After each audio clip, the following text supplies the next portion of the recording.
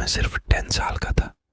एक अदृश्य बात को समझने का समय आया था जब मेरे कमरे के दरवाजे के तेजी से खुलने की चीर आवाज से मैं अचानक जाग उठा। कमरा एक भयानक पीली चांदनी की रोशनी में बांधा था, जिससे जमीन पर लंबी भयंकर छायाएं फैली थी। मेरा दिल दर्द ढाक रहा था और मैं अपनी चादर के नीचे पर आया हुआ था, घटित हो रहे डर को समझने में असमर्थ। जब दरवाजा धीरे धीरे बंद हो गया तो मेरे बिस्तर पर एक खौफनाक मौजूदगी बैठ गई, जिससे मेरा बिस्तर धीरे धीरे झुक गया।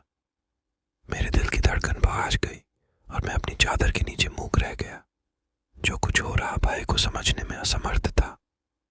जैसे ही दरवाजा रुका, मेरे बिस्तर के पास आकर्षक एक मौजूदगी ने अपने प्रसन्नता को मेरे साथ बिछाया।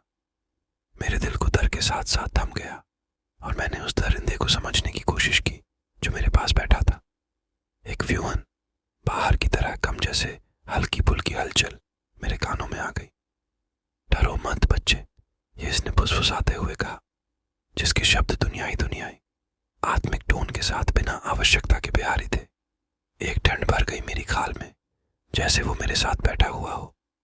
कमरा ठंडा होने लगा और मैं देख सकता था कि मेरी सांस की धुंध मौजूदा ठंड में भयानक पूर्णिमा बन रही थी।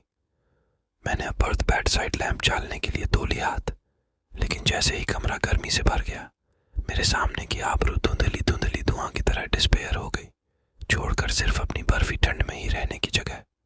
आतंक मुझे दबोच लिया, जैसे कि क्या अब तक हुआ था वह सच था या मेरे नौजवान प्रभावित मन के गहराई से बुने एक बदले का हिस्सा था। दर्शन क्या दिखाई दिया, वह थोड़ी ही प्रतिष्ठित था, जैसे कि यह कोई धुआं और प्रकाश की मिलजुल आवाज की तरह था।